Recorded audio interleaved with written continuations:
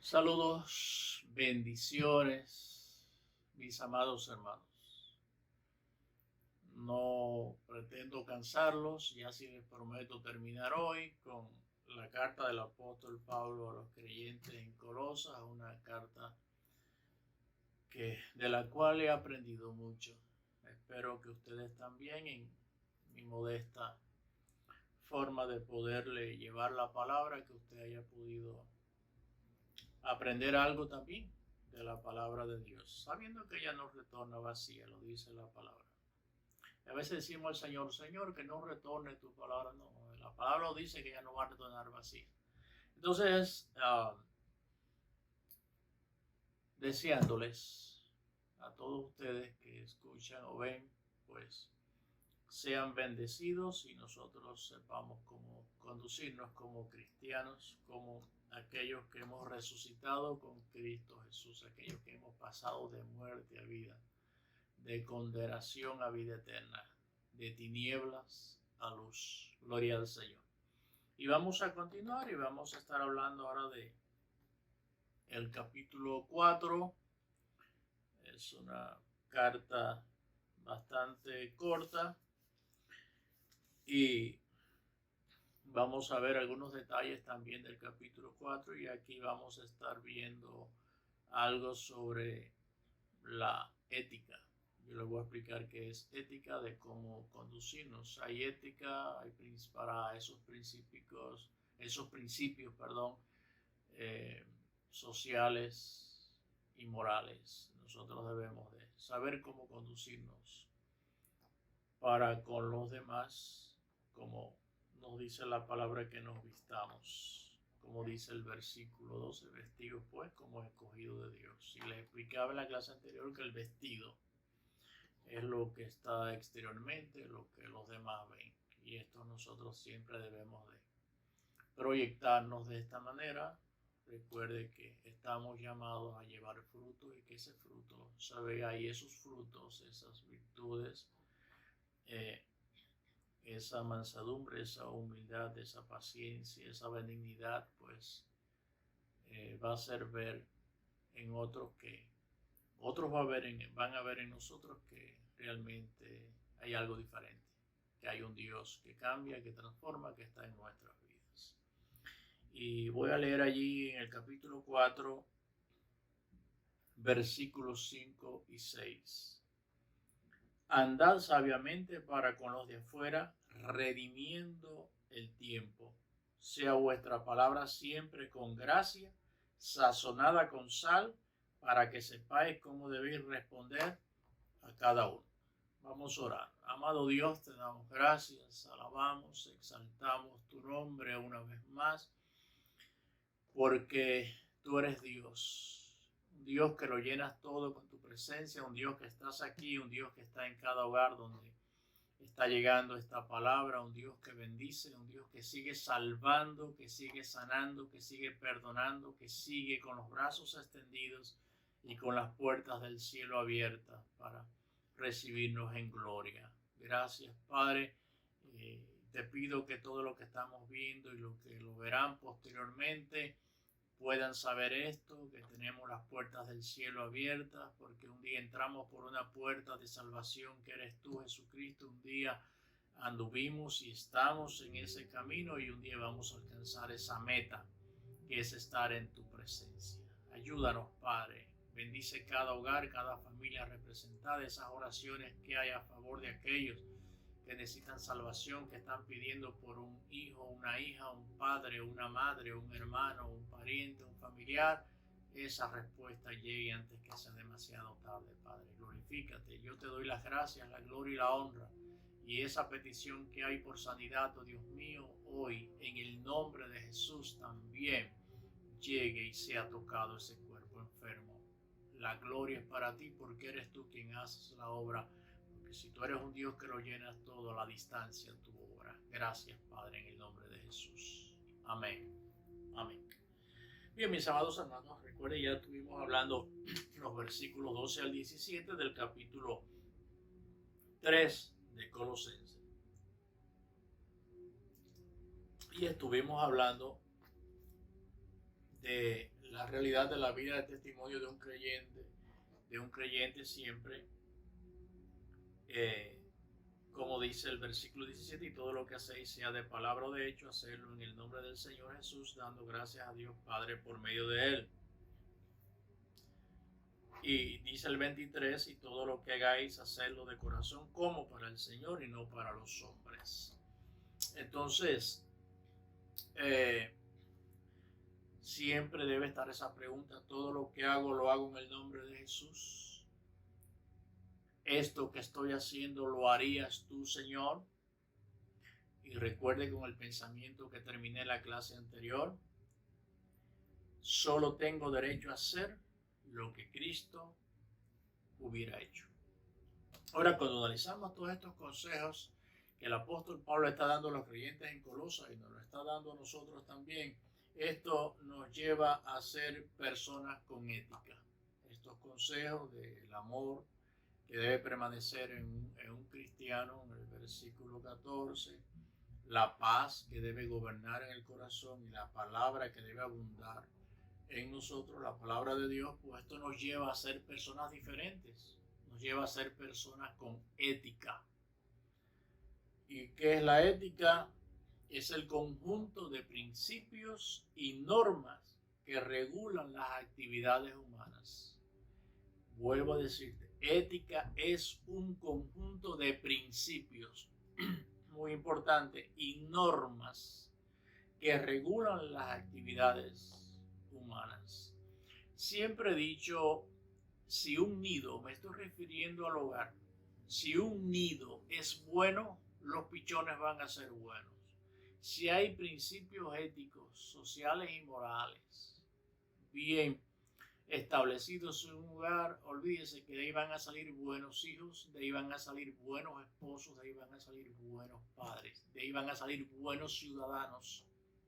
Entonces el cristiano debe tener una ética. El cristiano no puede irse a nivel de ninguna otra persona, aunque lo quiera hacer salir de sus cabales. Usted debe saber a quién usted representa aquí en la tierra. Eso es algo muy importante. Entonces todo esto, el amor de Dios, la paz que gobierna en el corazón, la palabra de Dios, si mora en abundancia en nosotros, esto nos lleva a ser personas con ética.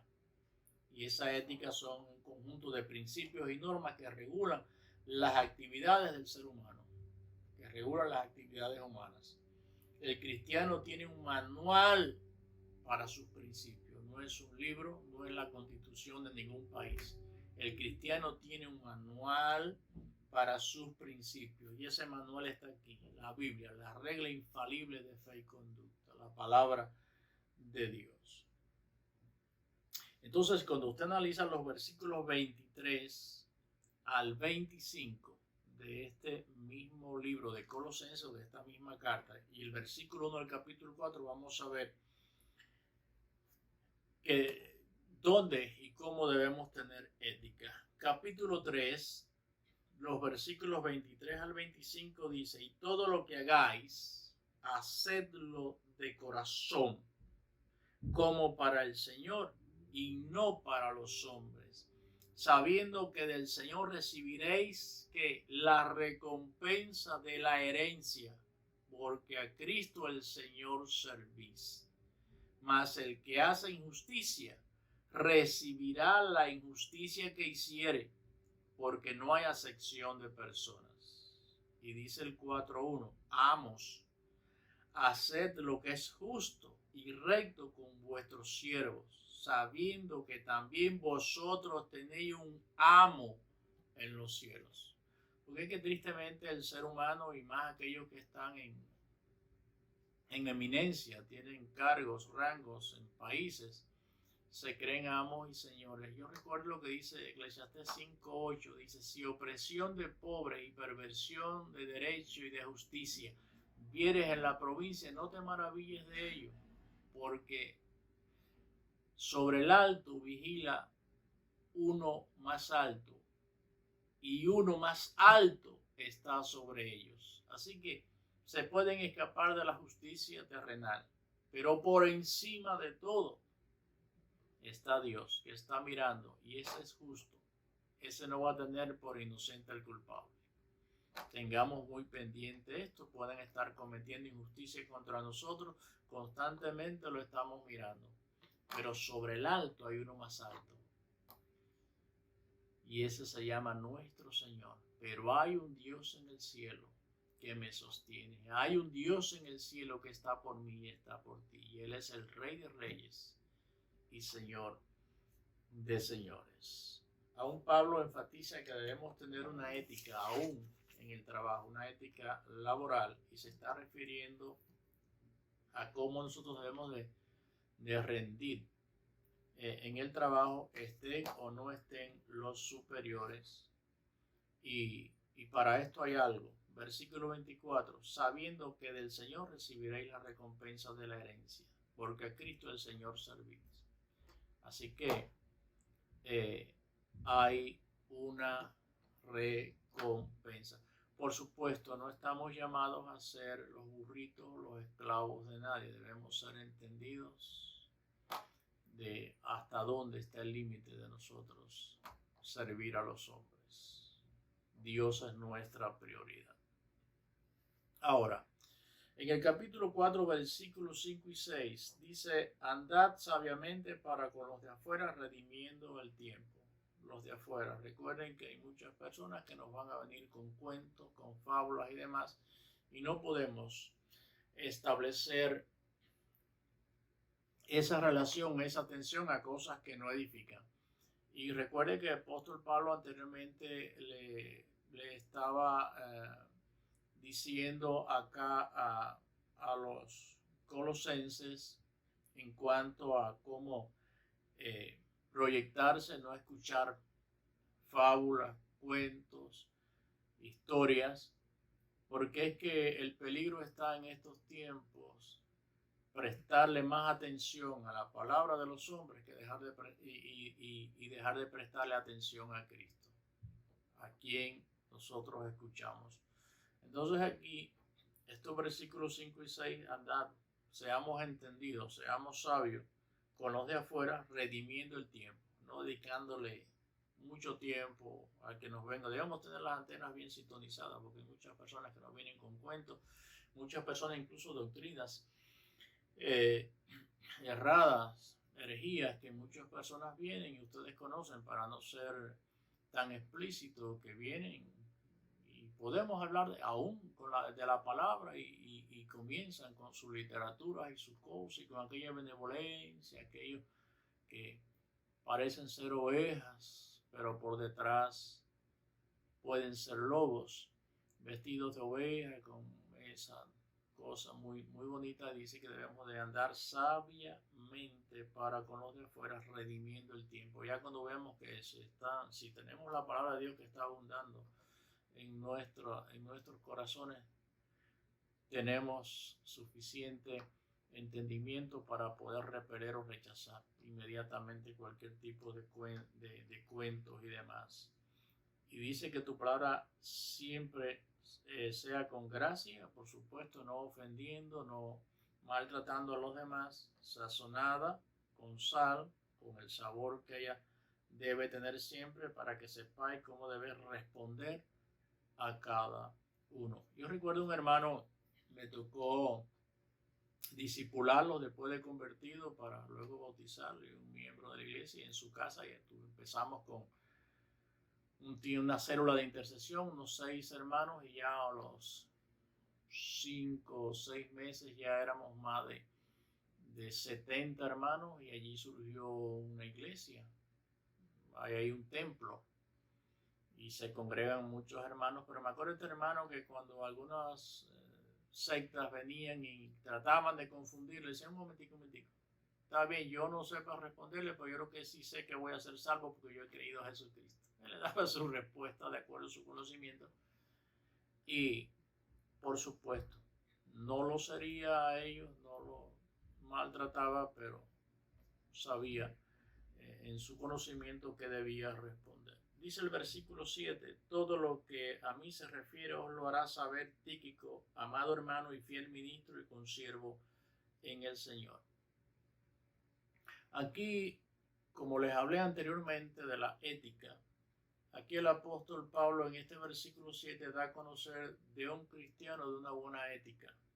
Fíjense, todo lo que a mí se refiere os lo hará saber Tíquico. Recuerde que al principio de la primera clase le estuve diciendo, Epafras es un líder de la iglesia de Colosa, le lleva los informes a Pablo de la iglesia de Colosa, pero Pablo envía la carta con Tíquico, un agente de confianza, un hermano de confianza, y en este versículo da a conocer de un cristiano de buena ética, un ejemplo de un buen cristiano.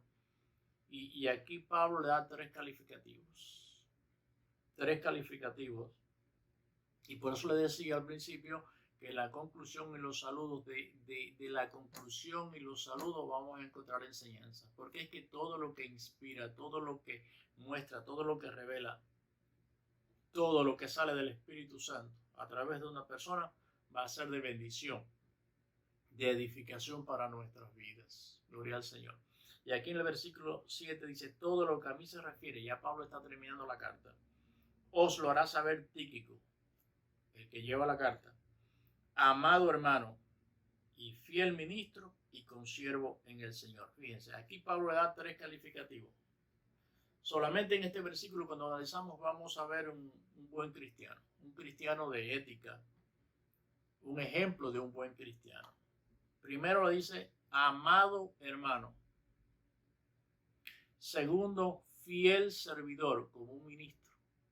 Y tercero, como un colaborador en el evangelio. Fíjense, un hermano muy querido, un hermano fiel en su servicio y un hermano que estaba dispuesto a colaborar con el evangelio. Pablo lo envía no solo llevar la carta, envía a Tíquico no solo llevar la carta, sino a llevar otra misión. ¿Cuáles fueron estos? Versículo 8. El cual he enviado a vosotros para esto mismo, para que conozca lo que a vosotros se refiere y conforte vuestros corazones. Fíjense, le estuvo dando una misión, una responsabilidad a un buen cristiano, a un cristiano con ética, a un ejemplo de un buen cristiano. Primeramente, Pablo lo manda con esta carta a informarle de su persona, a conocer de cómo va marchando la iglesia y a confortar los creyentes en Colosas. Resumiendo esta carta, podemos decir que todo lo que el Espíritu de Dios quiso decir a los creyentes de Colosas, todo lo que el Espíritu quiso decir, pues Pablo lo escribió, lo expresó a través de esta carta. Quien dedica las últimas líneas a los saludos personales. Y aún en los saludos, fíjense, por eso les digo que todo lo que el Espíritu de Dios revela, inspira en una persona, es de bendición. Y aún en los saludos, mis amados hermanos, hay que aprender. Primeramente, como les dije, el versículo 7 ya comienza en su conclusión hablando de quien lleva la carta como un amado hermano, como un fiel servidor y como un colaborador del evangelio. Muy importante estas tres cualidades. Y por supuesto, ya en el 8 dice que él va a informarle de mi persona, Tíquico, informarle de Pablo a la iglesia, va a consolar a los creyentes allá en Colosas y cómo debe marchar la iglesia. Ahora bien, en las cartas del apóstol Pablo son comunes los saludos, mis amados hermanos, son comunes los saludos. Vamos a ver, como les dije que vamos a aprender algo aún de los saludos. Versículo 10. Aristarco, mi compañero de prisiones, os saluda. Y Marcos, el sobrino de Bernabé, acerca del cual habéis recibido mandamientos, si fuera a vosotros, recibidle. Marcos abandonó a Pablo en su primer viaje misionero, pero ya después de un trabajo que hicieron ellos, le reciben de nuevo, y ahora le está diciendo: y si Marco, del cual ustedes han recibido mandamiento, del cual ustedes ya lo conocen, ustedes han recibido y han conocido lo que él le ha expresado, si va, recíbanlo. Le está diciendo: no le tengan en cuenta lo que él en una ocasión me hizo a mí. Ya él está otra vez dispuesto a seguir al lado mío. Entonces aquí el versículo 10 me está hablando de Aristarco. Aristarco, mi compañero de prisiones, os saluda. ¿Qué está diciendo? Este hermano es alguien que lleva una vida de compromiso, de fidelidad. Está a mi lado, está preso, ha preferido estar preso por la palabra y está a mi lado. Él está saludando también. Él está preso por la causa del evangelio y él ha estado aquí con mi prisión y sufriendo lo que yo estoy sufriendo. Versículo 11. Y Jesús, llamado justo, que son los únicos de la circuncisión que me ayudan en el reino de Dios y han sido para mí un consuelo. Judíos convertidos. Aquí me está diciendo, y Jesús llamado justo, que son los únicos de la circuncisión. Me está hablando de un judío. Aquí me está diciendo que judíos convertidos que están ayudando. Recuerde que ellos combatían las enseñanzas del apóstol Pablo. El apóstol Pablo iba enseñando por toda el Asia que ya en esta nueva dispensación no hacía falta ser circuncidados porque ya teníamos una identificación con Cristo en el bautismo en agua, y detrás venían los judíos, los de la circuncisión, aconsejando y diciendo, recuerden Hechos 15:1, y diciendo que el que no se circuncidaba no era salvo. Entonces, este hombre del versículo Jesús llamado justo, que son los únicos de la circuncisión que me ayudan en el reino de Dios y han sido para mí un consuelo. Fíjense, judíos convertidos que están ayudando a Pablo en la extensión del evangelio. También fidelidad, disposición a estar levantando el brazo del apóstol Pablo. Versículos 12 y 13. Os saluda Epafras. Recuerde que fue el que llevó aquel informe de la iglesia a Pablo. Os saluda Epafras, el cual es uno de vosotros, siervo de Cristo, siempre rogando encarecidamente por vosotros en sus oraciones, para que estéis firmes, perfectos y completos en todo lo que Dios quiere, porque de él doy testimonio de que tiene gran solicitud por vosotros y por los que están en la Odisea y los que están en Hierápolis. ¿Qué me está diciendo? Epáfras, un hombre preocupado por los hermanos, muy importante, intercesor por los creyentes. Estoy hablando de los versículos 12 y 13. Aún intercediendo con firmeza, que no es lo mismo orar que interceder.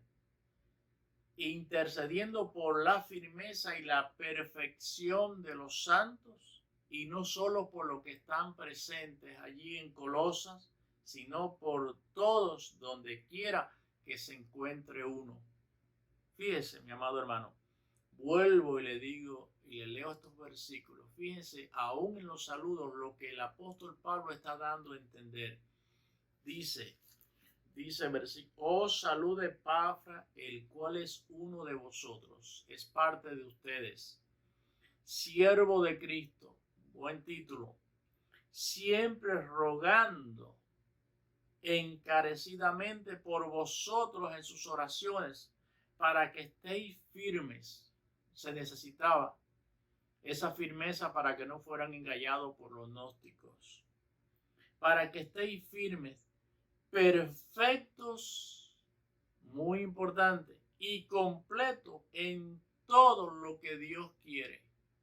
Dice, porque de Él doy testimonio. Yo estoy afirmando, yo sé de quién estoy hablando, de que tiene gran solicitud por vosotros, los ama a ustedes y no se cansa de rogar, interceder a Dios a favor de ustedes. Dice, gran solicitud por vosotros y por los que están en la Odisea y los que están en Hierápolis. No solamente por ustedes, aún está intercediendo por los que están lejos. Y esto es algo muy importante, mis amados hermanos, que nosotros aprendemos. Seguimos, versículo 15. Saludad a los hermanos que están en la Odisea y a Ninfas y a la iglesia que está en su casa. Oiga otro, escuche otro, aún en los saludos que aprendemos de estos hombres, Ninfas. ¿Qué aprendemos de él? Que su hogar estaba comprometido con la iglesia. Su hogar era un lugar de reunión. En su hogar se alababa y glorificaba a Dios. En su hogar se hablaba de la palabra. En su hogar se reunían hermanos. Y esto es algo muy importante. Así han crecido grandes iglesias y de ahí han venido, de esos pequeños grupos, grandes avivamientos, mis amados hermanos. De un hogar donde ha empezado un pequeño grupo, donde han empezado 2 o 3. Y este hombre, Ninfas, de él aprendemos que su hogar estaba comprometido con el Señor y con la iglesia.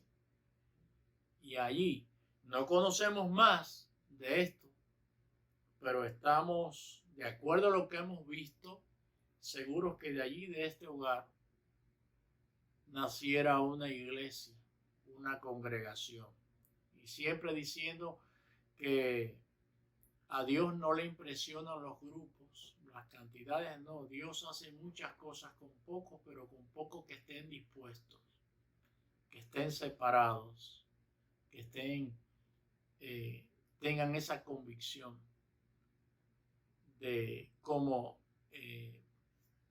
proyectarse y ir en pos de lo que realmente está necesitando este mundo. A grandes rasgos, mis amados hermanos, he querido hablarles de esta carta, esperando en el Señor que, como mismo surgió un efecto allá en Colosas, lo esté trayendo a nosotros también en estos tiempos difíciles en que estamos viviendo, de cómo conducirnos, de cómo debemos conocer la palabra de Dios, no solamente un conocimiento mental, sino un conocimiento experimental. Recuerde que le estuve explicando ahí lo del hogar de Marta y María, de cómo debe gobernar, ejercer fuerza la paz de Dios en nuestros corazones, de cómo la palabra de Dios debe morar en abundancia para nosotros entonces poder ayudar a otros, que es nuestro trabajo aquí en la tierra, de cómo manifestamos ese gozo con cánticos e himnos espirituales. El cristiano está llamado a ser gozoso. Recuérdese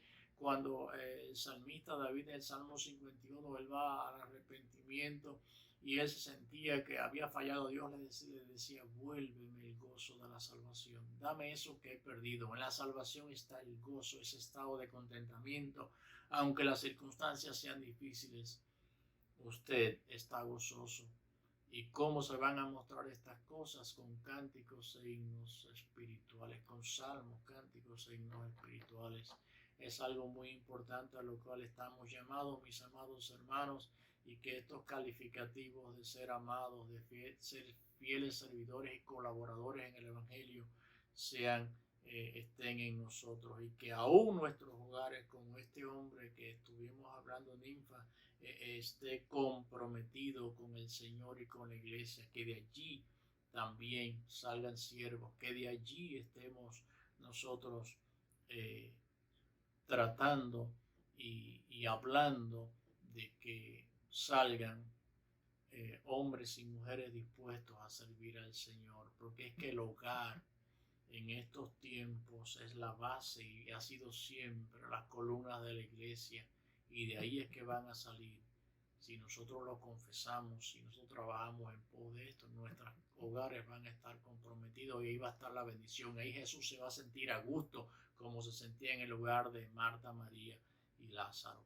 Así que, mis amados hermanos, y aún el apóstol Pablo en el versículo 18 termina con un perfecto deseo, y es la bendición de Dios. Y ese es mi deseo también para ustedes y para todos aquellos que han estado siguiendo estas clases semana tras semana, que han estado tratando de entender algo de lo poco que he podido explicarle de la palabra de Dios. Ese también es mi perfecto deseo, la bendición de Dios, como termina diciendo él, la gracia sea con vosotros. Y le digo, la gracia de nuestro Señor Jesucristo, la gracia de Dios sea contigo, sea con tu familia, sea con tu hogar, ahora y siempre. Amén. Que el Señor nos bendiga una vez más, y gracias por permitirme estar estas 6 semanas llegando a sus hogares a través de la palabra de Dios. El Señor les bendiga una vez más, y quiero terminar con una oración agradeciéndole a Dios. Amado Dios, te doy gracias. Te alabo y te glorifico por esta oportunidad que me has dado de poder hablar de tu palabra y poderla llevar a muchos hogares, oh Dios mío. Espero en tu nombre que cada uno haya podido, oh Dios mío, recibirla, y que esa palabra tuya, que es la buena semilla, haya caído en buen terreno, en buenos corazones, y que ella pueda germinar y producir frutos. Gracias, Padre, en el nombre de Jesús.